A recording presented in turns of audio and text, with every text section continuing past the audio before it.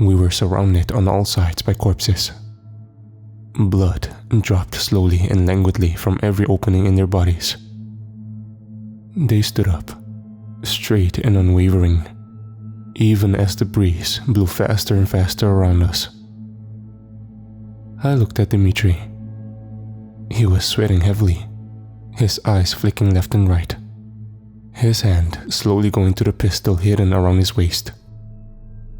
Behind us, the voice came, high-pitched and cackling, shrieking with maniacal laughter and speaking in its strange way. Its voice had an almost Cockneyed or English twang to it, and the sound reminded me of autumn leaves crunching under a Halloween moon, or of bones being dragged across the coffin.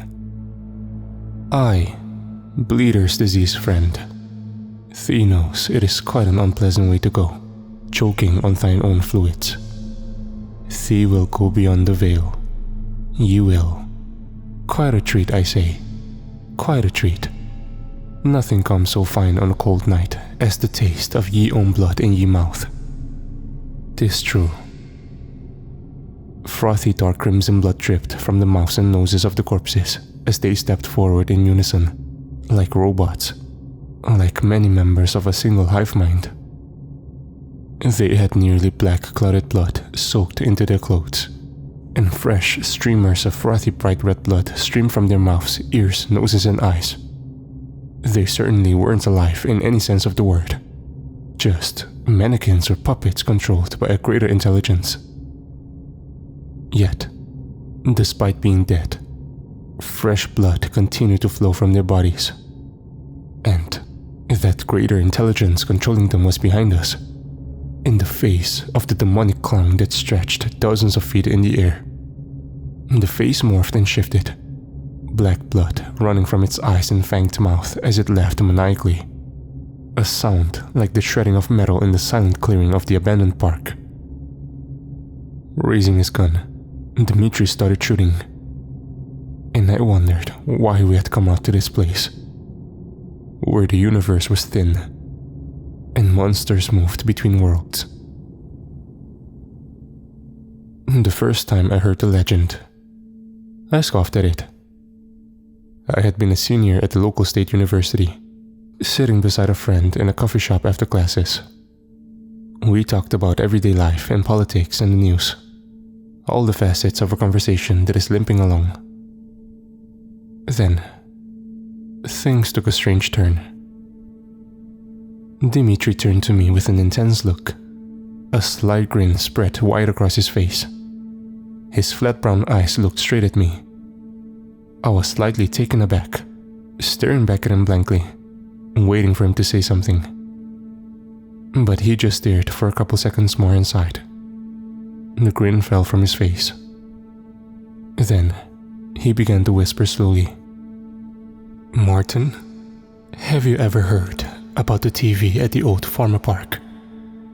He whispered in that low, quavering voice only used for campfire stories. "You mean that abandoned amusement park in the middle of the woods?" I asked incredulously. I had heard some strange stories about that park, but I always dismissed them as the murmurings of children with overactive imaginations. He nodded eagerly. Apparently, at least according to a friend of a friend, the mirror right with the huge clown face on the front has a TV somewhere in it. It is always on, always has power even though none runs to the park. And he claimed it always shows somewhere else. "It sounds like someone's been pulling your leg with spooky ghost stories," I said. "I'm sure there is a TV. Maybe it even runs on some sort of battery power, but I doubt it shows anything more otherworldly than Mexican wrestling or soccer."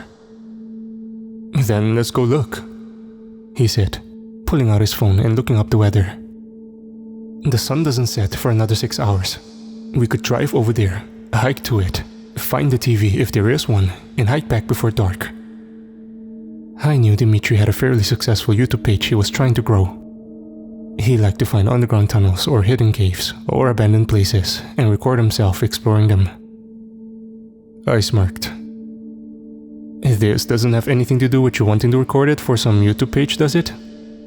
I asked. He smiled flatly, but his eyes seemed to show it was about something more than that. Suddenly, my instincts flared, and before I knew it, my mouth was moving of its own accord. Dimitri, you do have your gun on you, don't you? I asked. He had a concealed carry permit, but he didn't usually carry his pistol around the campus area. He shook his head. It's at home, but that's pretty much on the way. Then let's make sure we stop on the way and grab it. I have a feeling we might see bears or, well, something worse. The day was beautiful. We drove into town where the abandoned carnival was said to be. I opened my windows and sunroof to let in the summer breeze, as Dimitri sat in my passenger seat. Even though I had never been hiking in this area, the trail was fairly easy to find. It even had an ancient rusted sign, mostly unreadable, that said, "To Farmer's Park." We parked the car on the side of a desolate dirt road and began walking the white trail to the abandoned carnival. The entire way I felt watched. I kept turning and looking into the trees, but I saw nothing besides shadows. A few times though, at the corner of my eye, I felt I caught quick glimpses of glowing white eyes staring out from the dark patches of the surrounding forest. Whenever I turned to look, however, they were gone. We saw the carnival up ahead, looming above the trees like the rusted bones of some ancient dinosaur. I saw a Ferris wheel with most of the carriages either hanging askew or missing, and the top of a massive clown head from the distance. When I first saw part of the face, it froze my breath in my chest. It had evil-looking spikes of fake plastic makeup, forming the most demonic clown face imaginable. Its thin, spiky eyebrows came nearly together in a villainous V-shape, and the paint around its mouth formed jutting red spikes that looked like a knife. Its teeth were more like shark's teeth than any human's, and they had been covered in dust and dirt for so long that they looked decayed, brown and sickly. "This doesn't feel right," I said, my voice sounding too loud in the silent forest. As I listened, I realized that all the sounds of birds and crickets and bugs had stopped. All I could hear was my own heartbeat, far too loud in my ears, and the sense of being watched was growing more intense by the moment. "I think it's haunted," Dimitri said, looking pale, wavering on his feet slightly. He was wearing a GoPro and recording the entire thing. "I don't think it's haunted," I said. "I think there are worse things than ghosts." The presence here felt inhuman, cold, immense. It was in the way those silver and white eyes kept glowing out of the dark places in the forest in the corner of my eye. The way the hairs on the back of my neck stood up, as if someone was hiding behind me and breathing on my skin. The way that cold presence seeped into my mind. We kept walking forward, slowly, looking around cautiously. The sun over here seemed dimmer. The wind blew, a slight breeze that cooled my face. And in it, I thought I could smell old popcorn, fried dough, cigarette smoke, beer, hot dogs and burgers. All the smells of an amusement park that was still open, yet this one had shut down years and years ago. We came to a metal gate that was chained shut with a padlock. Jumping over it quickly, we began to walk forwards towards the massive clown face in the park. An old spinning teacup ride passed by on our right, the cracked cups mostly flooded with water. A dead raven floated on top of the rancid water, giving out smells of decaying meat and rot. I gagged slightly, putting my hand over my face.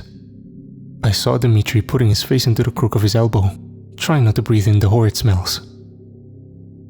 We came before the clown face. The entrance to the building was in the bottom of its mouth, the door shining a pure jet black under paintings of sharp fangs held within the clown's white reptilian grin.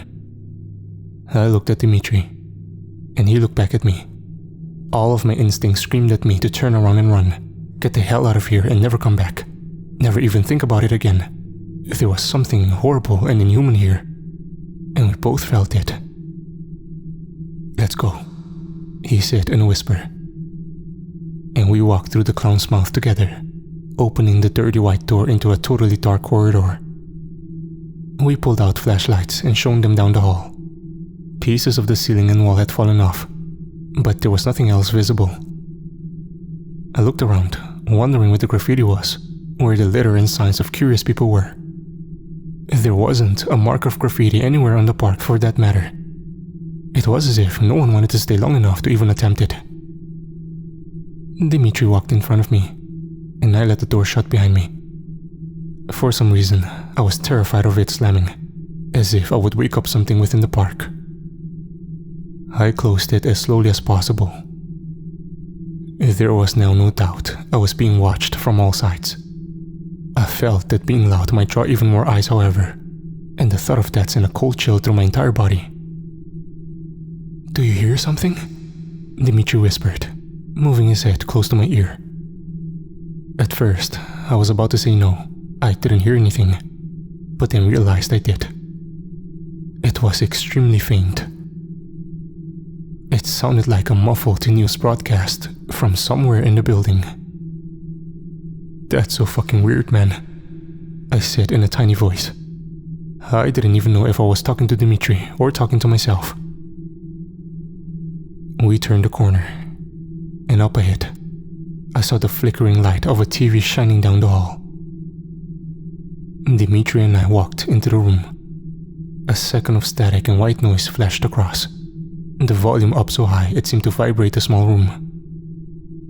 The TV suddenly flicked on to a news channel.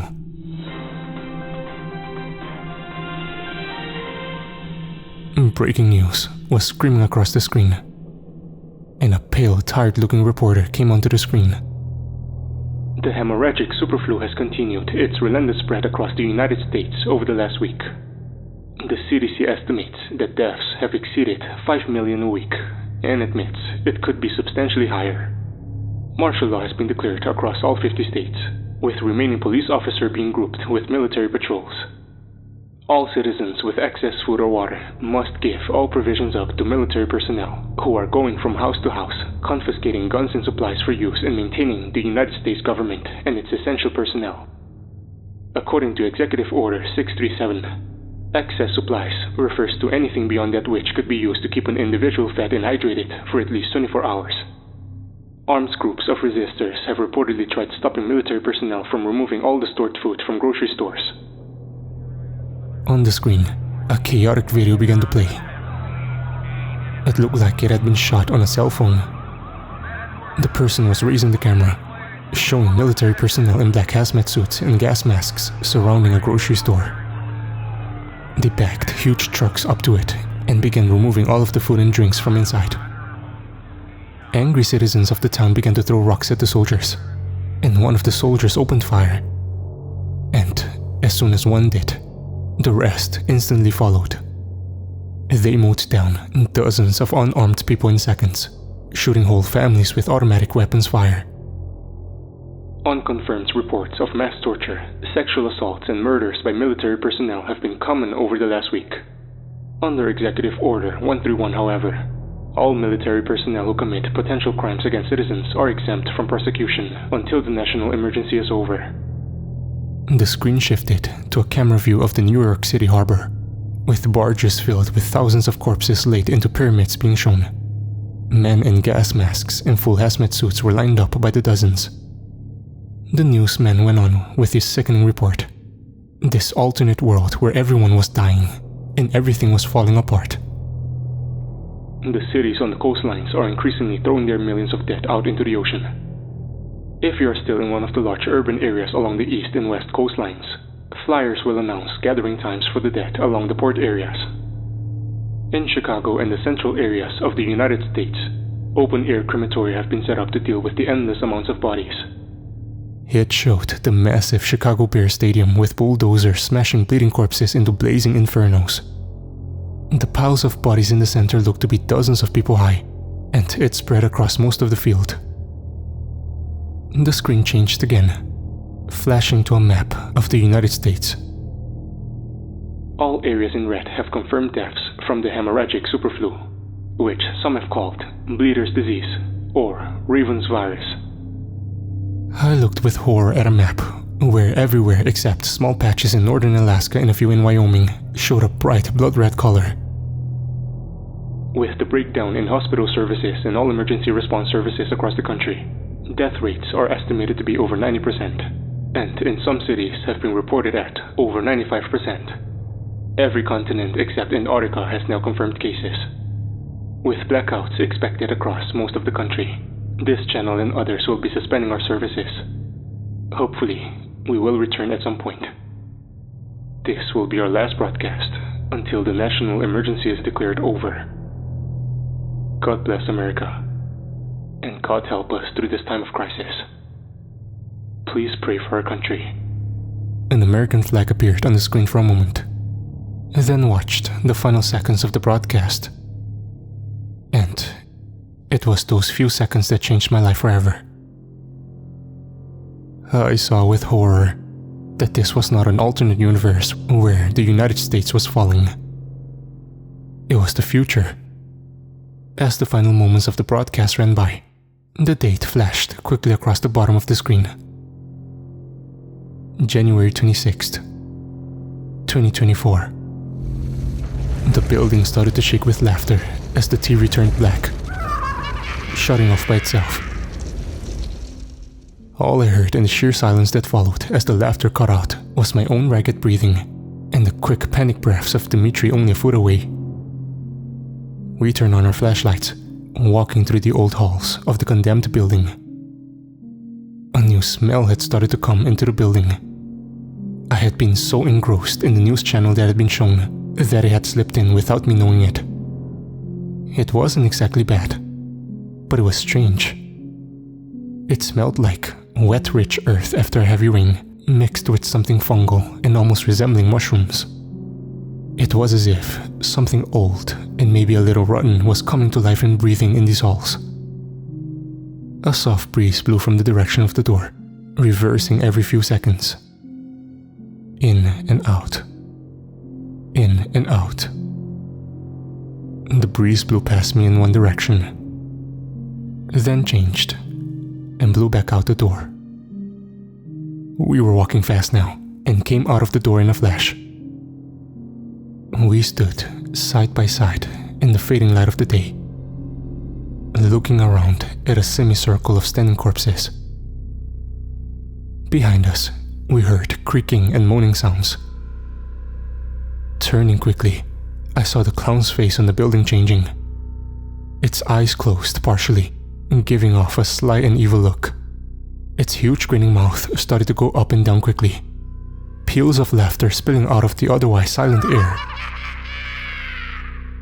And then, the breeze started. Within seconds, the wind began to blow furiously from within the forest, as if someone had flipped a supernatural switch to start some sort of windstorm. The clown spoke, its loud mocking voice carrying easily over the strengthening torrents of wind. "I, friend, for when the wind blows, it is the dead screaming. The ancient ones knew this very well. They did. And when it blows fiercely and shrilly, it is because the dead be shrieking so." I turned away from the clown, looking back at the silent dead bodies of the bleeding men, women, and children all around us. They numbered in the dozens. The whitish, milky eyes stared out from the bodies. They looked like puppets held up by invisible strings. They didn't stir in the slightest, didn't blink or breathe, but simply stayed where they were, assembled and frozen. I remembered all this as Dimitri drew his gun and stepped forward, shooting for his life and mine. And then, I was back in the present, Dimitri shooting, blood running from the clown's mouth, the corpses with the bleeding eyes coming forward slowly, but dropping directly in front of us. Dimitri was trying to open up a path to the trail. He was a fast shooter and a great shot, and within seconds, had already dropped 3 of them. The rest of the bodies started to slowly fill the gap, but Dimitri kept shooting until his magazine was empty and we both saw the temporary opening. The gap he had opened up was only about 10 feet wide, and dead bodies lay on the ground that entire way, but we sprinted towards it nonetheless. I pulled the knife out of my pocket, flicking it open as bloody, grasping hands tried to reach out for me. I got through, but Dmitri, who was a couple feet behind me, was grabbed by his sleeve. I saw it out of the corner of my eye as I jumped over the corpses, my head slightly turned, trying to watch Dmitri and make sure he was able to escape, while my adrenaline screamed at me to just abandon him now and go. He took the butt of his gun and rammed it down one of the corpses who had grabbed him, an old woman with cracked, caramel-colored skin and staring cataract eyes. She looked like a hag, with a sunken face and skin that was far too loose for her small body. When Dimitri's gun connected with the front of her head, I heard the snap of bone, and she crumpled and fell. I saw a smear of blood on Dimitri's shirt where she had grabbed him, but I didn't worry about it. After that, we were both out, running down the trail at full speed, hearing the shrieking of Clown behind us. Its angry cries rang out through the woods for nearly half a mile. We stopped, bent over, trying to catch our breath. I looked at Dmitri, and he looked back at me, horror rising in his eyes. "We shouldn't have come here," he said. "This place is cursed." I nodded, and we turned and kept going.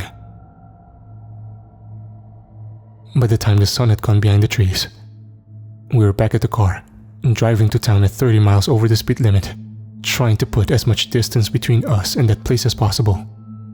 Everything I had seen had horrified me, and the worst part, in my mind, was the possibility that the monster had indeed not been showing us some alternate universe, but instead, our own future. A future where bodies were being thrown into the ocean by the millions, and the US military shut down their fellow citizens for simply trying to get food. Dmitri texted me later that day that he wasn't feeling well. He said he had started coughing up a little bit of blood, and that his head pounded like nails were being driven into his forehead. I told him that it was probably nothing, but knowing better. And that date kept playing through my head, over and over. January 26th, 2024.